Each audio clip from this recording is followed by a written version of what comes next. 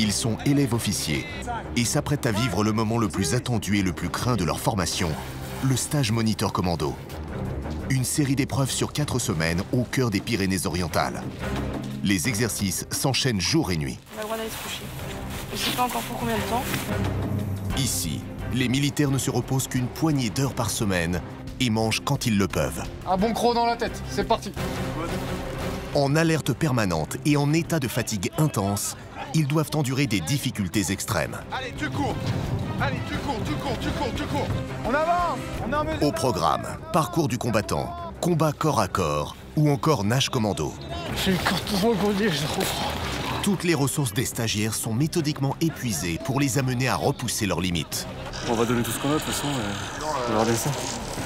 Une façon de tester leur capacité de résistance et leur gestion du stress. Là, on est en train de chercher un point de vue pour qu'on puisse voir notre objectif là, qui est à 500-600 mètres. Pour eux, obtenir le brevet est une question d'honneur. Mais tous n'y arriveront pas.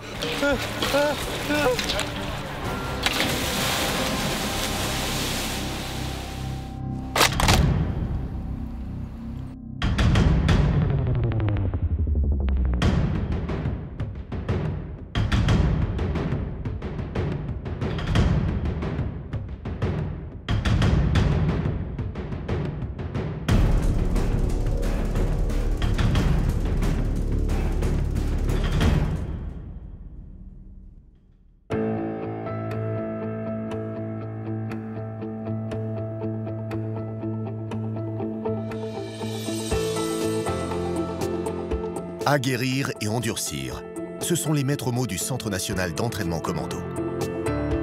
Dans le jargon de l'armée, on l'appelle le SNEC, un centre à la terrible réputation. Depuis 1964, il forme des militaires dans des conditions extrêmes à exécuter les actions les plus dangereuses, les fameuses techniques commando. Chaque année, près de 3000 soldats investissent le labyrinthe de ces citadelles. Un cadre d'entraînement unique en France. Situé au sud-est du pays, le SNEC se répartit sur 2 sites complémentaires, l'un dans les montagnes à Montlouis et l'autre au bord de la mer Méditerranée à Collioure.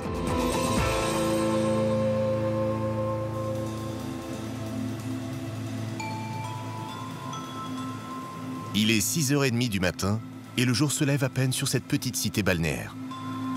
Mais les militaires réunis ici ne sont pas en vacances. Depuis leur arrivée au SNEC il y a 15 jours, ils n'ont dormi que quelques heures. Les corps sont épuisés.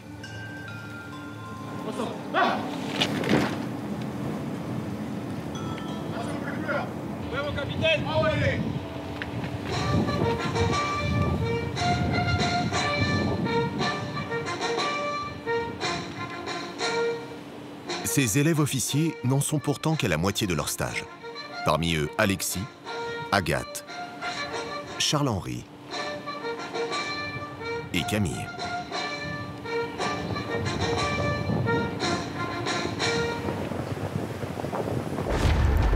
Le SNEC est un passage obligé dans le cadre de leur formation au 4e bataillon de l'École spéciale militaire de Saint-Cyr et s'intégrera à leur note globale. Si tout se passe bien, dans quelques mois, ils seront lieutenants de l'armée française et entraîneront leurs hommes au combat. Ici, les militaires vont devoir réussir une série de tests pour décrocher leur brevet moniteur commando. Allez, top, percussion C4, arme longue. Pendant 1 mois, les stagiaires sont poussés à bout, aussi bien physiquement que psychologiquement. Allez, travaille. Au départ, ils étaient 26. En ce début de 3e semaine, ils ne sont plus que 17. 9 d'entre eux ont déjà déclaré forfait pour blessure. Ceux qui sont toujours là doivent encore tenir 2 semaines pour peut-être atteindre l'exercice final. Un raid synthèse de 36 heures en autonomie totale.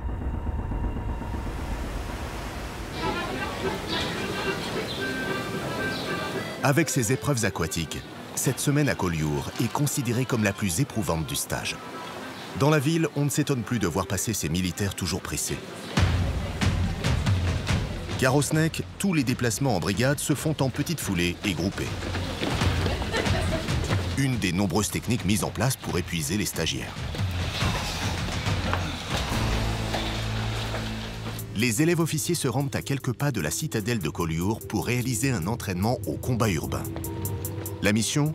Prendre et sécuriser cette maison. Une bonne façon d'apprendre à intervenir en terrain confiné. Ici, chaque exercice est noté. Les stagiaires doivent obtenir une moyenne de 10 sur 20 minimum pour décrocher le brevet moniteur commando. Et les instructeurs testent en permanence les élèves comme Camille sur leur aptitude à restituer les enseignements. Je m'appelle Camille, j'ai 24 ans, je suis élève officier et je suis originaire de la Mayenne. Je me suis engagé dans l'armée par conviction, parce que je crois beaucoup en ses valeurs et je pense que c'est l'école de la vie. Première étape, apprendre à entrer par effraction. C'est pas du tout en latéral qu'il faut travailler. Je vais bien caler le pied de biche dans l'encadreur de la porte.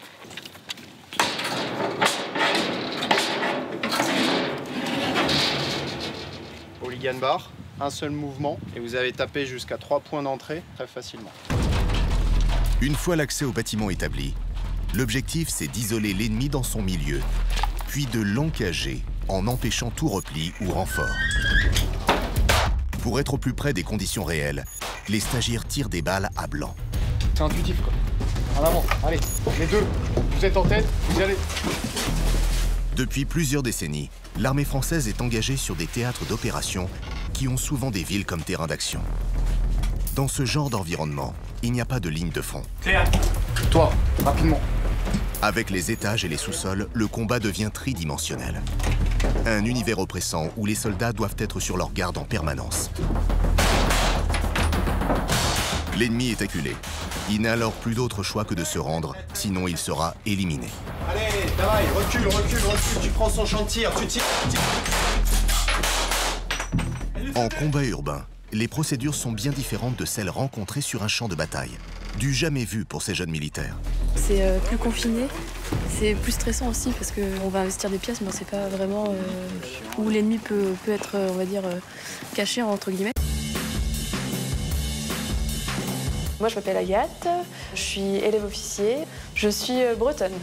Avant, j'ai été sapeur-pompier volontaire, donc un petit lien avec la rigueur, le côté militaire, etc.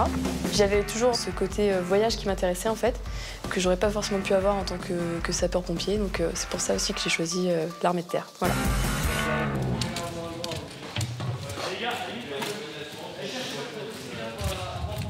Agathe est la seule femme de son groupe.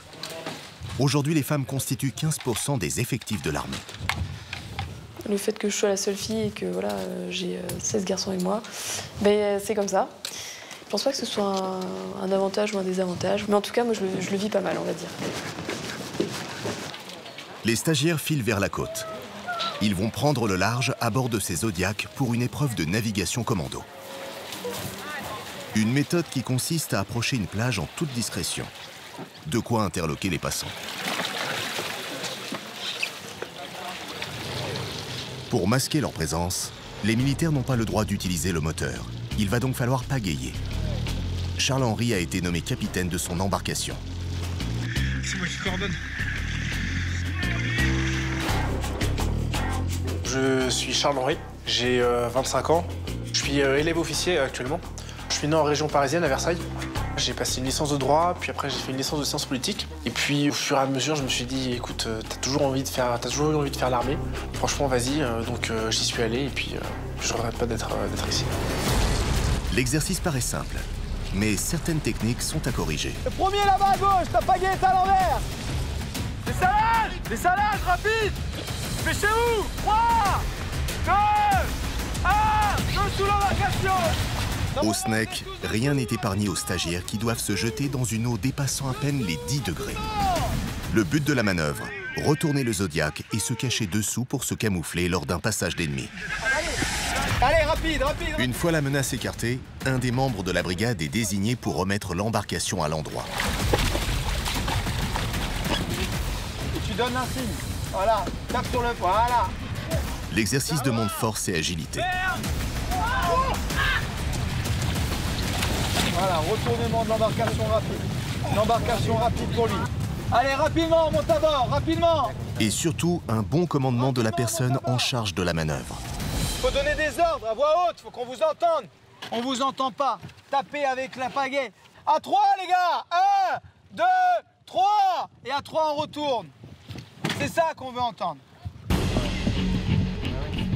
Poussez ici dans 3, 2, 1, top.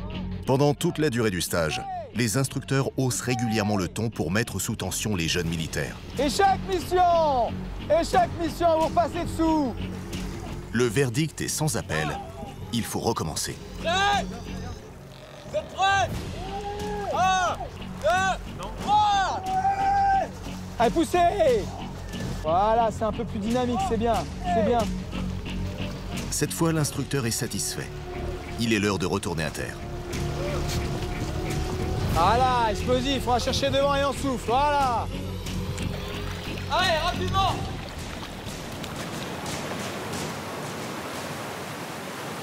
Fin d'une longue journée. Pourtant, les stagiaires ne sont pas au bout de leur peine. Pour être au plus près des conditions de survie, ils n'ont pas de vêtements de rechange. Après avoir retiré leur sous-couche, il leur faut remettre leurs affaires mouillées. Un vrai supplice. C'est pas très agréable. Parce qu'on commence à avoir bien froid, on a des bouts des doigts gelés.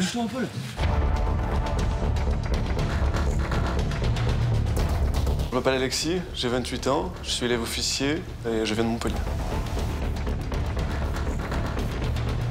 Je me suis engagé il y a 6 mois pour concourir à quelque chose de plus grand, pour me dépasser, pour contribuer à un monde meilleur. Donc je l'ai dit dès le début du stage, il y a un truc que j'aime bien, c'est la montre. Quand je vous donne 14 minutes, c'est 14 minutes, c'est pas 14 minutes, 1, 2, 3. La sanction tombe. Pour être arrivé quelques secondes en retard, les élèves officiers sont aspergés au jet d'eau. Tant mieux si ça vous fait rire. Je vous promets que si vous ratez encore, vous allez m'en rigoler. Un autre moyen mis en place par les instructeurs pour tester leur capacité de résistance psychologique. Malgré cette tentative de déstabilisation, le moral des troupes reste au beau fixe. Pour les apprentis officiers, le passage du brevet moniteur commando est le moment le plus attendu de leur formation.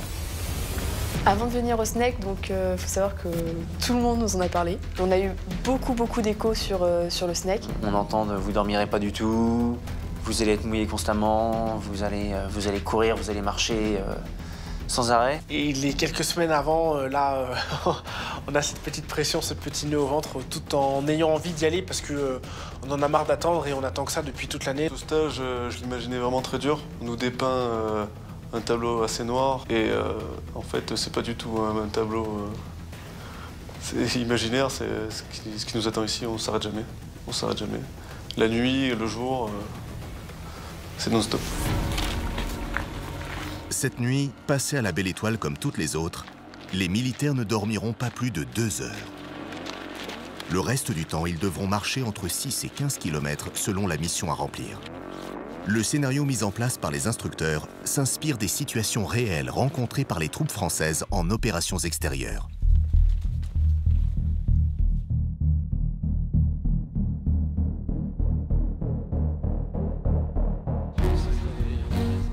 Le lendemain, l'aube à peine levée, les stagiaires ont rendez-vous sur l'une des plages de Collioure. C'est le moment le plus redouté du stage, le parcours nautique. Il va falloir assurer car l'épreuve est éliminatoire. Sauf qu'après plus de 2 semaines au SNEC, les élèves officiers sont au bord de l'épuisement. Ils ont dormi en moyenne entre 3 et 6 heures par semaine sur les semaines précédentes. Donc là, la fatigue commence à se faire sentir. Et surtout le nautique avec la mer et le vent qu'il y a ici, ça entame pas mal dans le potentiel. Le point de départ du parcours nautique se situe à quelques mètres de la plage, le long de cette jetée. Première difficulté ici, leur tenue de combat. Une fois dans l'eau, les militaires vont être handicapés par leurs treillis, leurs rangers et leurs armes. Allez, top. Au total, 5 obstacles sont à franchir. Le but est simple. Il faut arriver au bout du parcours et pour cela, les stagiaires ne vont pouvoir compter que sur eux-mêmes. Un exercice qui demande du physique et surtout du mental. Car le véritable défi, c'est la température de l'eau. En ce mois de mars, elle est glaciale. Pour éviter l'hydrocution, les apprentis officiers pénètrent progressivement dans la mer. Allez, gars, tête dans l'eau.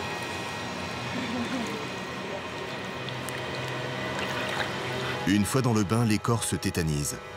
Le choc thermique est tel que le souffle est coupé. Franchement, s'il y a bien un truc où je suis pas trop à l'aise, c'est là. Dès qu'on rentre dans l'eau, on est saisi, le cœur s'emballe. On a l'arme qui nous tire vers le bas, puis le treillis qui s'alourdit. Ajouté au froid, c'est vraiment difficile. Charles-Henri parvient à rejoindre tant bien que mal le premier obstacle, ces pavés métalliques qu'il traverse sans problème. Les stagiaires se succèdent sur l'épreuve. Nous retrouvons Alexis en train de s'attaquer à cette passerelle qu'il faut gravir à l'aide d'une simple corde. C'est une réussite, tout comme pour Camille qui trébuche tout de même sur la fin. Des plongeurs sont là pour intervenir en cas de problème. Car certains stagiaires sont pris de panique et doivent arrêter le parcours au premier obstacle. Vient le tour d'Agathe. La jeune femme n'a plus suffisamment de force pour parvenir avec de la vitesse sur le premier obstacle. Résultat, le pavé métallique tourne sur lui-même. Elle doit s'y reprendre à plusieurs fois. Alors que Charles-Henri est à quelques brasses seulement de la terre ferme, saisi par le froid, le jeune homme ne parvient même plus à articuler correctement.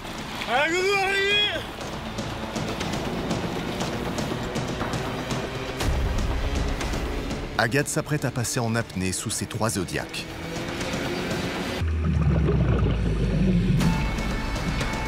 Une fois sous l'eau, elle est obligée de faire une halte pour reprendre une bouffée d'oxygène.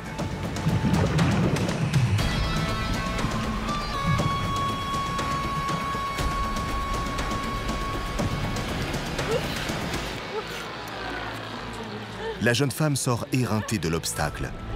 Mais si elle veut réussir l'épreuve, il faut finir le parcours seule. Tu peux l'aider ou pas? Hein? Tu peux l'aider? Tu dois aider quoi? Non. Tu rigoles ou quoi, toi? Sur la rive, les premiers arrivés sont frigorifiés. Les corps tremblent, les dents claquent. Le risque ici, c'est l'hypothermie. On sort de l'eau, on est gelé, surtout avec les vêtements trempés qui nous collent à la peau, ils l'ont ressenti encore plus difficile.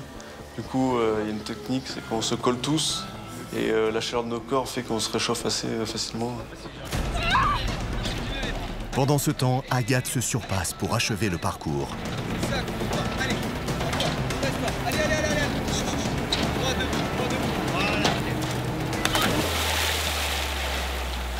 Et c'est un succès. Mais l'épreuve n'est pas finie, alors que les stagiaires sont exténués.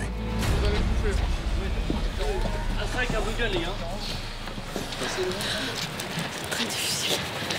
À ce stade, tout se joue dans la tête. Très dur. 3, 2, 1, hop! Il faut trouver la volonté d'aller jusqu'au bout. Les militaires puisent dans leurs dernières ressources pour réaliser une nage commando. 50 mètres à parcourir avec en prime leur sac sur le dos et leur arme en bandoulière. Alexis arrive au bout sans trop d'accroc. Ça picote. Ça picote. Hé, venez aider votre camarade à monter.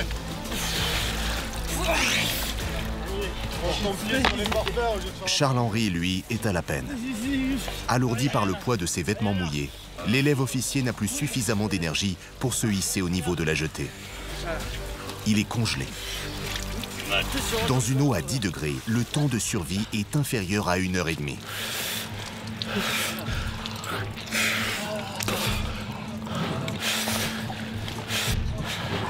C'est trop froid. Je t'ai dit, j'arrive plus. J'ai eu le corps tout engourdi, j'ai trop froid. Hop!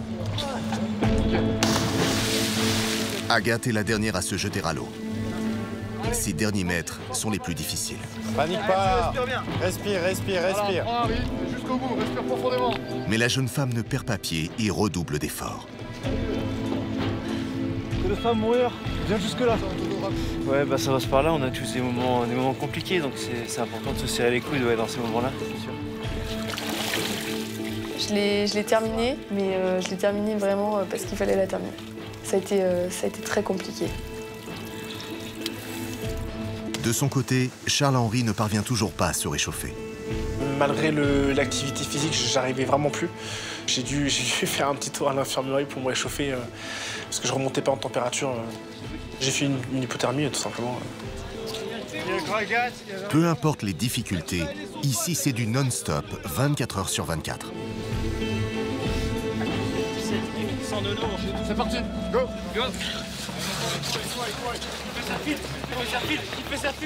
Les stagiaires ne connaissent aucun répit.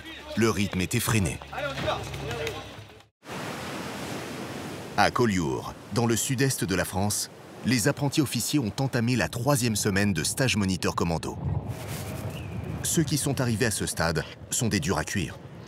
Cet après-midi, ils vont prouver leur capacité de résistance hors norme lors d'un exercice de combat au corps à corps. Un mélange de boxe thaï, de krav maga, de jujitsu et de close combat. Dans l'armée, les soldats l'appellent le C4. C4, c'est neutralisation, il n'y a pas de maîtrise. Parce que lui va vouloir ta mort. Donc s'il faut, tu vas vouloir neutraliser, il va sortir un couteau, il va te planter. Il va sortir son arme, il va te tirer dessus. Je le termine en le traitant. Traiter signifie tuer. La technique C4 s'articule autour de 3 maîtres mots. Bloquer, bouger, percuter. Et là, de cette situation-là, il faut que je sorte vite. Je peux percuter, enlever le bras, continuer à percuter, sortir de la menace, tir à bout touchant, pam pam, pam. Ok. Extraction de la menace, relevage. Ok. Dans ce type de combat, aucune zone du corps n'est interdite. Visage, gorge, partie génitale sont les points faibles de l'adversaire qu'il faut frapper. C'est lui ou nous. Donc finalement, voilà, c'est notre vie qui est en jeu, donc on y va et puis on réfléchit pas. Dans ces moments, maîtrise de soi et coordination sont les principales qualités requises.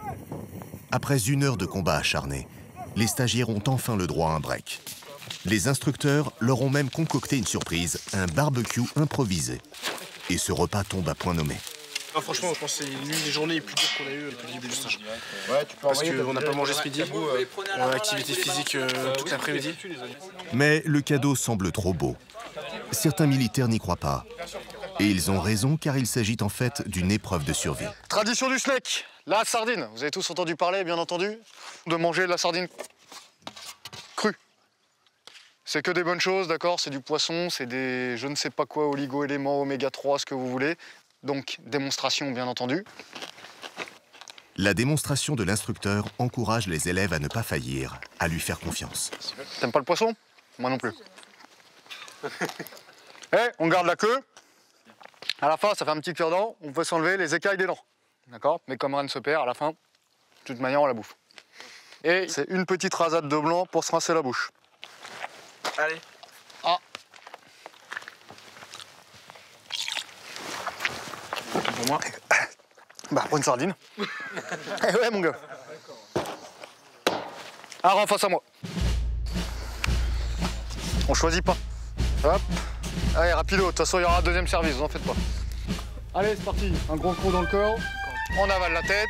On prend le corps. Si on recrache, on récupère et on ravale, bien entendu. Pas de gaspillage. La sardine s'apparente à une étape initiatique. Celle qui confirme, après des semaines d'efforts, que le mental peut faire des miracles, qu'à présent les élèves officiers sont tous capables de se dépasser. Oh, la sardine crue, c'est la tradie, je pense que tout le monde l'attend. Tout le monde la redoute et tout le monde l'attend en même temps. Les stagiaires ont désormais le droit à une vraie récompense. On était un petit peu tous à cran, je pense. Donc là, ça permet de ressouder un peu tout le monde, pour se remobiliser pour ce soir et la mission qui va suivre, on va dire. C'est plus appétissant.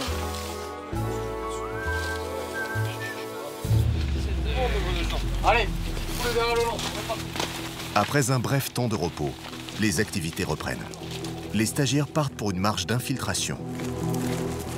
Avec tout le barda, on monte facilement à 23-24 kilos.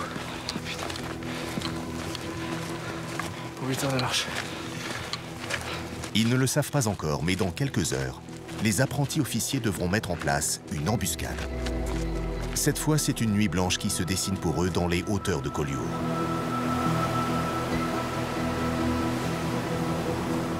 Les jeunes militaires atteignent le 17e jour du stage. Même s'ils n'ont pas dormi de la nuit, ils doivent grimper jusqu'au Fort Béar, situé à 200 mètres d'altitude. Ils ont 12 minutes pour l'atteindre. Si la brigade n'entre pas dans ce timing, tout le monde descend et recommence l'exercice. Si vous n'y arrivez pas du premier coup, ça va être très difficile. Donc sortez-vous les doigts du premier coup, d'accord? Et faites en sorte d'y arriver dès le premier coup. En plus de la fatigue accumulée, les élèves doivent faire face à une autre difficulté. À ce stade, 9 stagiaires ont dû quitter l'aventure pour cause de blessures. Et Charles-Henri n'est pas loin d'en faire de même. Le jeune homme s'est fait mal aux pieds lors de la dernière marche de nuit. Le brigadier m'avait prévenu que j'avais 90% de chances d'aggraver peut-être la blessure, mais je me voyais pas ne pas faire la dernière semaine alors que les 3 semaines étaient les plus difficiles. Donc j'ai voulu continuer le stage. Malgré la douleur, le jeune militaire a fait le choix du dépassement de soi. Allez, 3, 2, 1, top! Cette épreuve fait partie des classiques du SNEC et met à rude épreuve les nerfs des stagiaires. L'effort est violent. Les élèves épuisés subissent l'ascension. Pour maintenir le rythme, les plus faibles sont placés à l'avant. Il reste de 3 minutes! 3 minutes! Les jambes refusent de plier, les muscles des cuisses se raidissent et la respiration est bruyante. Encore un dernier effort, quelques mètres seulement, et c'est l'arrivée. Le sac, je peux plus! Les militaires doivent puiser dans leur dernière réserve de mental pour ne pas s'effondrer. Allez, cours, camarade! Allez, prends le mur à main! Tu cours, tu te lèves et tu cours! Allez, ça court! Certains n'ont même plus la force de se tenir debout, faisant craindre au groupe un échec presque éliminatoire. Mais la solidarité de leurs camarades leur permet de tenir bon et de finir l'épreuve. Si on n'était pas là les uns pour les autres, franchement, je pense qu'on n'irait pas très loin. Peu d'entre nous iraient au bout des 4 semaines, à mon avis, s'il n'y avait pas une certaine cohésion. Allez, cours! Dépêche-toi, lève la tête! Allez, tu cours! Allez, tu cours! Allez, tu cours! Tu cours! Lève la tête, respire! Amène-le au mur, là-bas! Haletant, les derniers touchent in extremis le mur, symbolisant l'arrivée, y compris Charles-Henri. Mission accomplie. Il aura fallu 11 minutes 30 à la brigade pour monter jusqu'au Fort Béar. Un véritable soulagement pour les stagiaires, qui n'auront pas à refaire le parcours. Mais leur joie est de courte durée, car un élément du matériel manque à l'appel. Allez, pour vous aider à réfléchir, on va partir en gainage. C'est parti. Franchissement, il est où le deuxième lot franche? Il est où? Il est où le deuxième lot franchissement? Réfléchissez, c'est le moment de sortir des bonnes idées. Il est où le lot franchissement? Le lot sécu? Je sais pas, mon capitaine. Voilà, tu sais pas, parce que tu n'as pas vérifié, parce que tu n'as pas fait attention. Donc au final, tu te fais baiser. Donc c'est la brigade qui se fait baiser. Debout. En stage commando, lorsqu'un stagiaire commet une erreur, toute sa brigade en fait les frais. Rassemblez-vous. Ici, il n'y a pas d'individualisme. C'est l'entraide qui prime. Dans ce genre de stage, la cohésion, je pense que c'est l'atout numéro 1. C'est ce qui est vraiment primordial. Un individu seul ne peut pas aller au bout. Je pense que c'est vraiment le collectif qui l'emporte ici sur l'individuel. On s'est rendu compte que finalement, c'est en serrant les coudes qu'on arriverait à tous aller jusqu'au bout. Passé stage, on a développé quelque chose qu'on aura du mal à décrire en sortant. Bon, ça fait un petit peu cliché, mais voilà, vous n'aurez pas vécu ce que nous, on a vécu ensemble. On partage tout, on partage les moments durs, mais on partage nos repas, on partage des vêtements, on partage tout ce dont on a besoin, on peut le trouver auprès de nos camarades. Et je crois qu'il y a un lien qui nous unit, du coup, qui va durer toute notre carrière, toute notre vie, en fait, en définitive. Suite de la 17e journée. Les stagiaires vont devoir rester soudés, même dans les situations les plus dangereuses, comme lorsqu'il s'agit de passer d'un bateau filant à toute allure à un autre. Sur le terrain, seules les forces spéciales sont normalement amenées à effectuer ce type d'opération. Les apprentis officiers vont s'y entraîner cet après-midi lors d'un exercice de transbordement. Les militaires s'installent à bord de la vedette commandant le fort, du nom de l'un des premiers chefs du corps du bataillon de choc, dont le SNEC est l'héritier.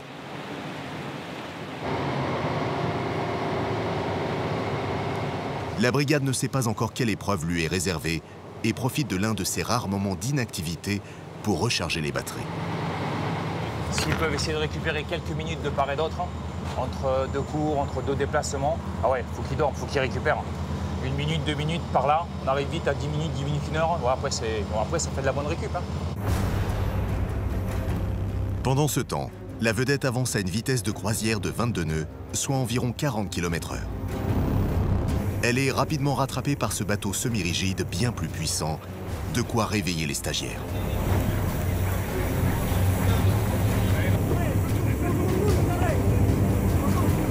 Pendant un transbordement, le danger c'est de se retrouver coincé entre les deux navires. Allez, serrez vers l'arrière. Allez, accrochez-vous, accrochez-vous. Allez, fléchissez-moi les jambes, soyez souples. Souple sur les jambes. Une fois à bord, les jeunes militaires font le plein de sensations fortes. Cette embarcation ultra rapide peut atteindre les 100 km/h.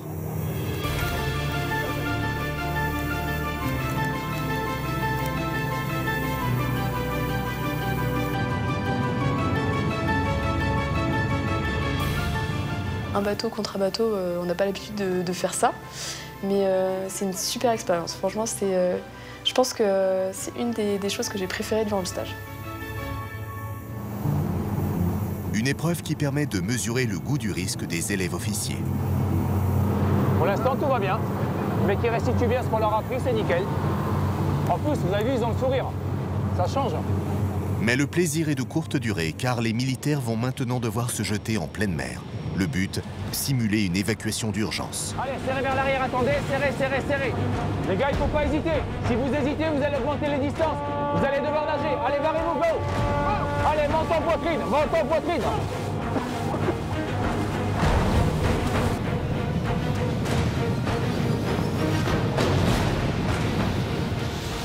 Dans cette situation, mieux vaut rester groupé pour éviter la déperdition de chaleur. Dans une eau à 10 degrés, c'est une question de survie. Les stagiaires forment 2 groupes pour faciliter les secours et remonter de part et d'autre du navire.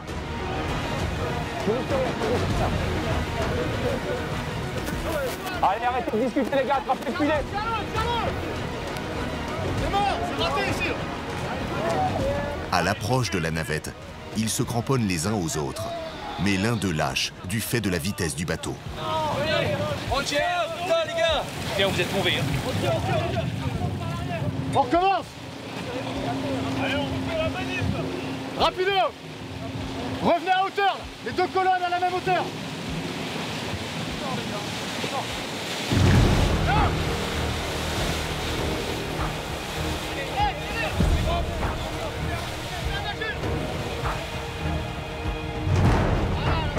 Pour ne blesser personne, l'hélice du navire est coupée.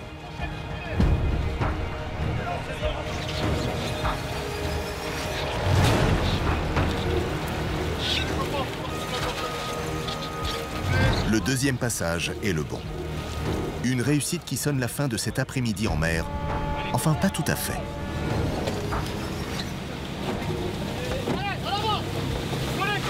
Allez, manip.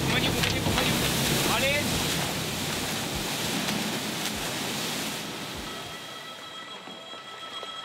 Les élèves officiers vont pouvoir rentrer à terre, mais pas question de se poser. Ils vont devoir pagayer pendant près d'1 heure pour atteindre Collioure, d'où débutera leur prochaine mission.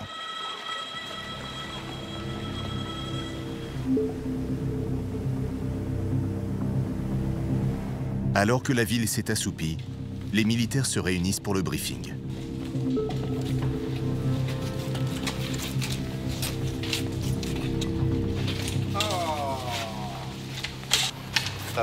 Fais-moi 20 pompes, camarade. Au sein de la citadelle de Collioure, les règles de sécurité sont drastiques. Toi aussi pour comprendre du merdique. Et l'un des stagiaires a commis une erreur qui ne pardonne pas.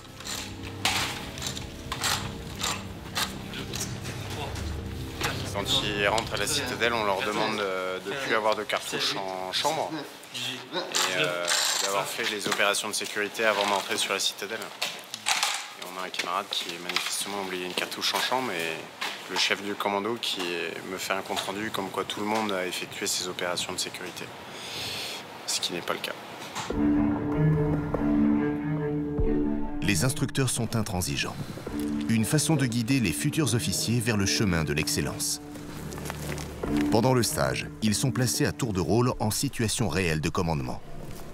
Et cette nuit, le chef du commando supervisera le sabotage d'une cache d'armes qui débute par une nouvelle marche d'infiltration au clair de lune.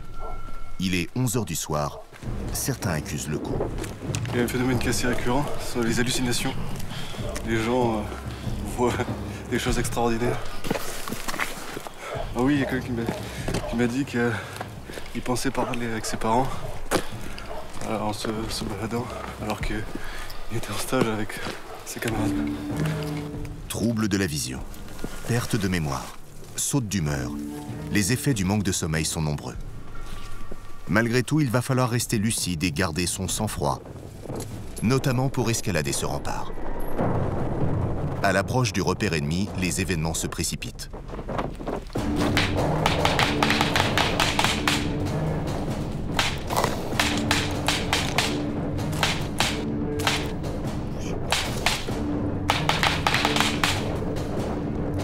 La menace est neutralisée.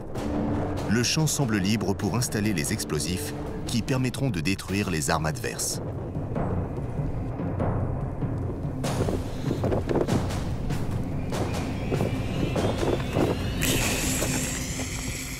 Une fois le compte à rebours lancé, les militaires n'ont que quelques minutes pour quitter les lieux.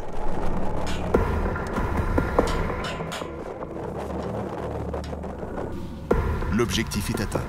La brigade rejoint enfin la zone de bivouac à l'orée d'un bois. 4h45. A priori, on a le droit d'aller se coucher. On ne sait pas encore pour combien de temps. Il y a un collègue qui va écouter la radio. Tout ce qu'on prend, on le porte. Donc si on veut du confort, on le paye dans un... On le paye en le portant. Donc moi j'ai pas de matelas. Mon camarade, il a un matelas. Bon, moi, je suis très bien par terre. Malgré les conditions rudimentaires, les stagiaires ne rencontreront aucune difficulté à trouver le sommeil. Ça, c'est le meilleur moment de la journée. Cette semaine, ils auront dormi à peine 2 heures par nuit.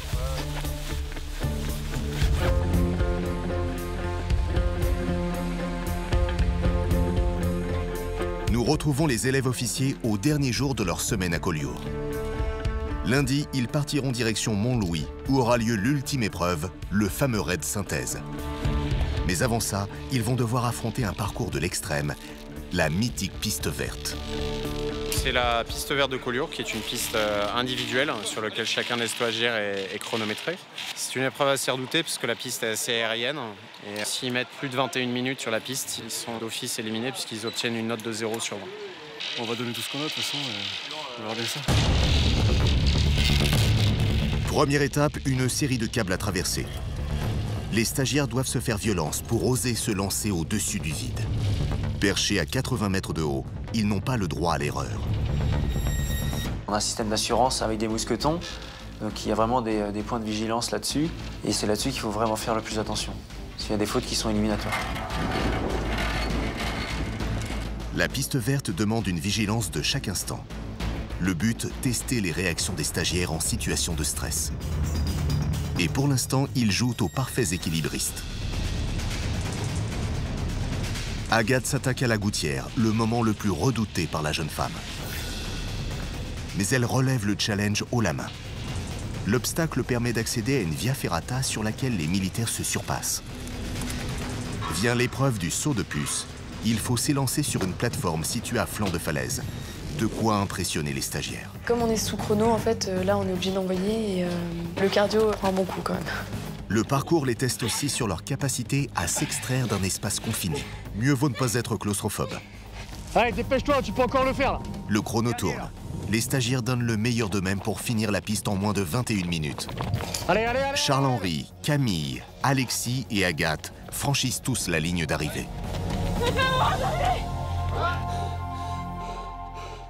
J'ai pas fait de faute de sécu, j'ai passé tous les obstacles.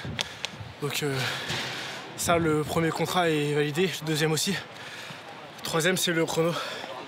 Et ça, c'est l'appréciation du capitaine. Allez, là-haut. Rassemblement à côté de la fontaine. Les élèves officiers ne connaissent pas encore leur temps sur le parcours. Le suspense est à son comble. Bon, je vais pas vous dire que les temps sont bons, mais les temps sont bons. Donc je vous le dis pas. D'accord? Mais vous avez des bons résultats, il n'y a pas eu de faute d'assurance. Donc ça c'est bien, c'est très bien. Allez. C'est un soulagement. Ils vont pouvoir partir sereins en week-end. Le seul moment de repos au cours de ce stage de l'enfer. Les difficultés, je dirais le froid. Les mises à l'eau avec les treillis déjà mouillés dans une eau assez froide, c'était ça le plus difficile, je pense. C'est vraiment aller au bout aller chercher au fond de soi les ressources physiques. Les ressources physiques pour ne serait-ce que tenir. Donc là, ça vraiment, ça a été quelque chose d'assez marquant. Après, dans les autres difficultés, tout ce qui va toucher à la fatigue, c'est quand on fait une nuit de 2 heures, on est super content parce que c'est la mairie, quoi. Après, dans la journée, dès qu'on a 5 minutes, on fait une micro-sieste, ça nous permet de tenir. 4e et dernière semaine de stage moniteur commando. Les élèves officiers se rendent 80 km à l'ouest de Collioure, à Montlouis. Un fort posté à 1600 mètres d'altitude au cœur des montagnes des Pyrénées-Orientales. Des conditions idéales pour réaliser l'épreuve finale, le raid synthèse. La dernière semaine à Montlouis est très importante parce que c'est l'examen final. On a l'intégralité des exercices qu'on nous a enseignés durant les 3 semaines précédentes. Faut être au taquet, quoi.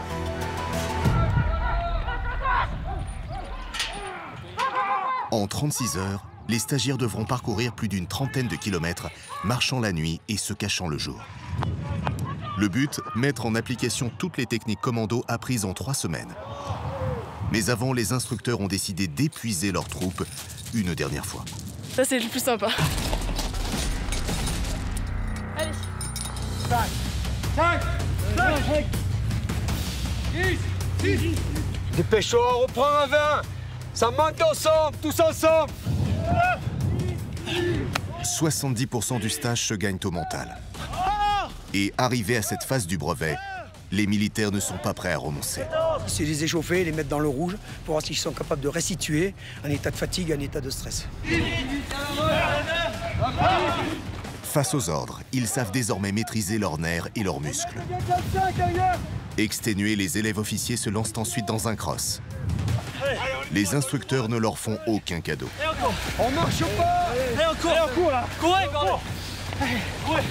Allez, ça marche pas. Allez, jusqu'en bas. Allez, le premier, en avant. À chaque instant, ils poussent les stagiaires dans leur retranchement. Rapidement. Vite. Je vous donne 15 secondes. 1, 2, 3, 4, 5. Alors ça nous a tué le moral, parce qu'on savait que le soir, on allait marcher.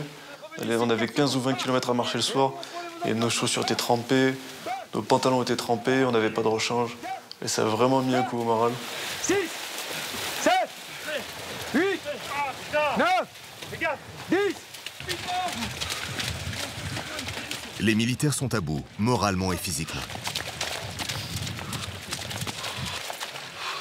On s'épêche les derniers. Ils vont pourtant devoir trouver la force nécessaire pour réaliser le raid synthèse.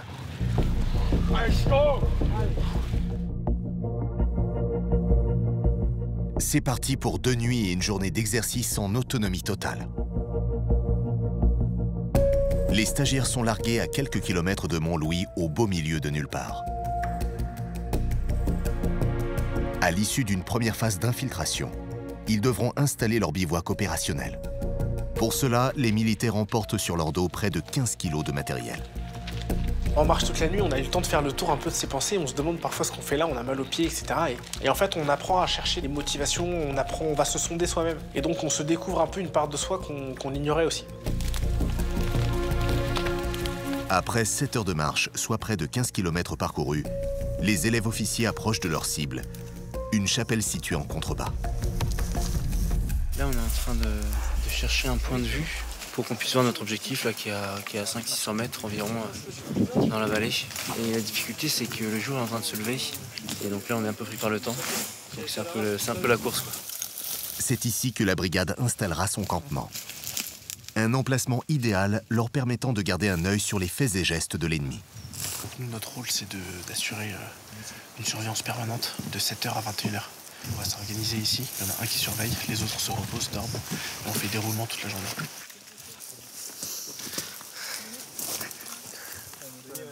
À l'arrière, le reste de l'équipe fait le point sur les derniers objectifs à atteindre. La mission, le commando a reçu pour mission de s'infiltrer jusqu'aux abords nord-ouest de la chapelle Sottolali, ce qu'on a fait hier soir, et de détruire l'équipe ennemie pour le 4 avril, 21h. Les élèves officiers doivent attendre la tombée de la nuit pour passer à l'action en toute discrétion. Alors que les conditions météorologiques se dégradent, les stagiaires prennent leur mal en patience. La fin du stage est proche, une perspective de retour au confort qui les aide à tenir. Revenir à la vie civile, je pense qu'on attend tous ça avec impatience depuis un mois. Donc, Ne serait-ce que voilà, savoir ce qu'on fait la journée, se reposer un peu, savoir que le soir on rentre, on dort au chaud. Savoir qu'on va rien faire. Voilà, qu'on va rien faire. Au crépuscule, les militaires se préparent à l'embuscade. Allez go, allez gars. Encore quelques mètres avant d'entrer en territoire ennemi. Mais aux abords de la zone, rien ne se passe comme prévu.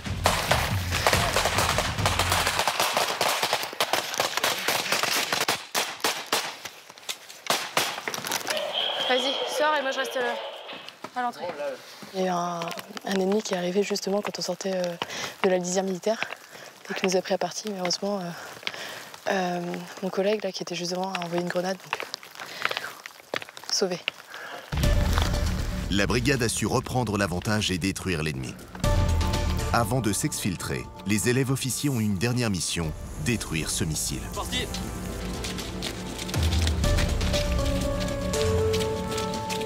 Objectif atteint, il faut quitter la zone au plus vite. Après 6 km de marche, les stagiaires atteignent les rives d'un lac. Le seul moyen de s'extraire en toute discrétion, c'est d'emprunter ces zodiacs. Il va falloir pagayer sur près de 3 km pour atteindre le point de rendez-vous.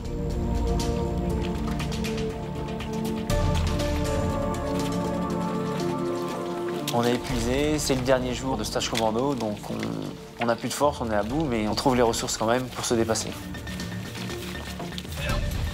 Fin du raid synthèse. Les apprentis officiers ont parcouru plus de 30 km. La preuve qu'ils savent désormais se dépasser, s'adapter, survivre. Dans l'armée, on appelle cela ne pas se laisser mourir, une des nombreuses valeurs inculquées au SNEC. Ce stage a développé, je pense, des qualités de résistance, parce que quand on dort au cumulé 5 à 6 heures par semaine, notre corps s'endurcit et on apprend à passer au-delà de certaines douleurs ou d'une fatigue musculaire. Donc, ce que je tire du stage, c'est la notion de responsabilité. Ce qu'on vient de faire là, on va devoir amener nos hommes à le faire. On va devoir leur montrer l'exemple. Donc ça veut dire pour nous qu'il faut toujours se maintenir au meilleur des niveaux. Alors, ce que j'ai appris ici, c'est que je pouvais avoir confiance en moi. Je me considérais pas comme un grand sportif, mais je pense que maintenant je peux avoir confiance en mes capacités. Parce que j'ai prouvé que je pouvais faire aussi bien que les autres, même mieux. Et puis ça m'a permis vraiment d'apprendre sur moi-même, de voir que j'étais capable de faire des choses auxquelles j'aurais jamais cru. Et finalement, c'était vraiment une expérience assez unique. Après un mois de stage, c'est l'heure du verdict. Le 4e bataillon de Saint-Cyr est réuni au cœur de la citadelle de Montlouis pour la remise des brevets. Au départ, ils étaient 134. 107 d'entre eux ont fini le stage. Stage militaire commando rassemblé, à vos employés. Repos! Tout d'abord, je vous félicite pour être allé au bout du stage et au bout de votre engagement. Vous avez dépassé nos attentes et vous avez donné l'image qu'on attend de vous, c'est-à-dire des jeunes cadres engagés, volontaires et qui sauront maintenir le niveau d'excellence qui est celui de l'armée de terre. Félicitations encore, nous allons procéder à la remise des brevets. Pour le stage. Récipiendaires, sortez les rangs. Pendant ces 4 semaines, un des militaires est particulièrement sorti du lot. C'est Alexis. J'ai fini major, c'est moi le premier. Tout le monde est surpris, personne n'aurait parié sur moi et je suis assez fier de ça. Donc toi aussi, très rapidement, tu dois demander à revenir ici pour venir faire ton stage instructeur. Tu en as les capacités, sinon tu ne serais pas là. Bon, je t'en félicite. Sur la promotion, seuls 47 stagiaires ont décroché le brevet moniteur commando. Parmi eux, Camille. T'as raté le number one. T'es dégoûté? Un petit peu. Sans deck. C'est moche ça, hein? J'ai pas l'habitude d'être deuxième. T'as pas l'habitude d'être deuxième. Vous avez entendu, Léa, comment il se la pète là? Hein? Le jeune homme a désormais le droit de porter l'insigne tant convoité. Une fois officier, il lui permettra d'encadrer sa section de combat lors des activités les plus difficiles. Maintenant, tu sais où t'as pêché. Agathe peut-elle aussi se vanter du chemin parcouru, même si avec une moyenne inférieure à 10 sur 20, elle n'obtient pas la note nécessaire à l'obtention du brevet.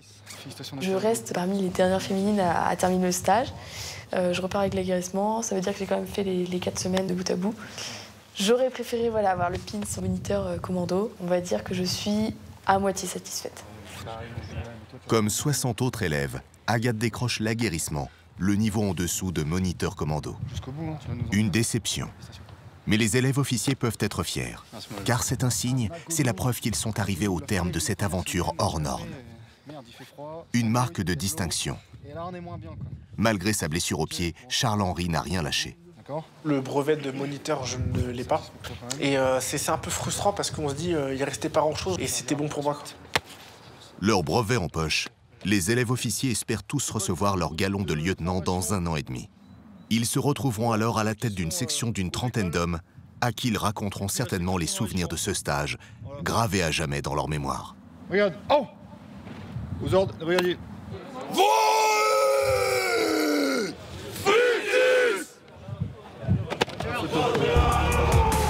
Agathe, Alexis, Charles-Henri et Camille quittent le SNEC métamorphosés. On se découvre un peu une part de soi qu'on ignorait aussi. Pendant le stage, ils ont fait honneur à la devise des commandos, en pointe toujours. On va donner tout ce qu'on a de toute façon. Les élèves officiers se sont découverts des ressources insoupçonnées. Très difficile. Très dur. Les militaires ont surtout compris qu'à l'armée, seul, rien n'est possible. C'est important de se serrer les coudes dans ces moments-là.